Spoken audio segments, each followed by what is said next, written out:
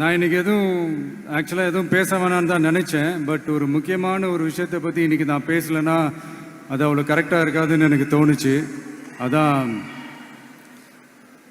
அது என்னவா இருக்குன்றது நீங்களே கெஸ் பண்ணியிருப்பீங்க. எஸ், நீட்டை பற்றி தான்.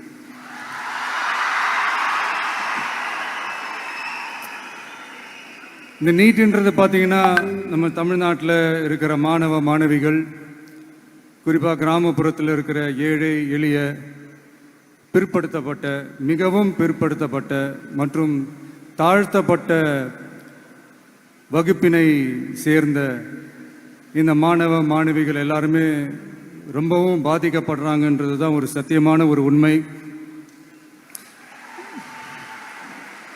இந்த நீட்டை பற்றி ஒரு பிரச்சனையாக நான் பார்க்குறது என்னென்னா, ஒன்று இந்த நீட் இந்த மாநில உரிமைகளுக்கு எதிரானதாக இருக்குது. நீங்கள் 1975க்கு முன்னாலே பார்த்தீங்கன்னா இந்த கல்வி மாநில பட்டியலில் தான் இருந்துச்சு. உங்க எல்லாருக்குமே தெரிஞ்ச ஒரு விஷயந்தான். அதுக்கப்புறமா தான் அது ஒன்றிய அரசு வந்ததுக்கப்புறம் அது பொது பட்டியலில் அது சேர்த்தாங்க.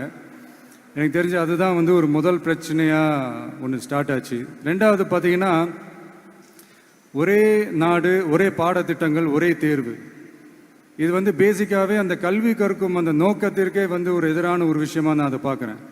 ஒவ்வொரு மாநிலத்துக்கு ஏற்ற மாதிரி அந்த பாடத்திட்டங்கள் இருக்கணும்.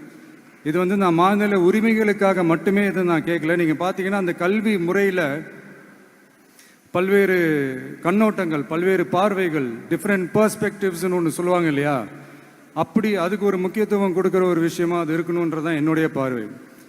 Diversity is a strength, it is not a weakness. பன்முகத்தன்மை அப்படிங்கிறது அது ஒரு பலமே தவிர பலவீனம்னு சொல்ல முடியாது. இதில் இன்னொரு முக்கியமான ஒரு விஷயம் என்னென்னா, மாநில மொழியில் படிச்சுட்டு, ஸ்டேட் சிலபஸில் படிச்சுட்டு, NCERT சிலபஸில் தேர்வு வச்சா அது